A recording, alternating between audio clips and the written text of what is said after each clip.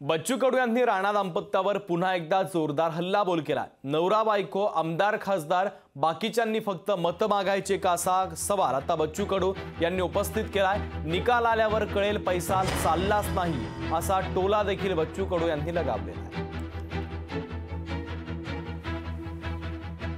या सगळ्या हिंदुस्थानामध्ये सामान्य माणूस हद्दपार व्हायला लागलाय।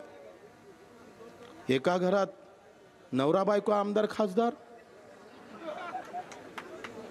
काय कारण? पैसा म्हणून ना, सत्ता म्हणून ना,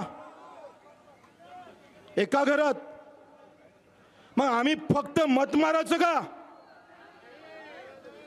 गरीब हा फक्त मतासाठी शिल्लक ठेवलाय का? मी सांगतोय, ही निवडणूक अख्ख्या देशाला,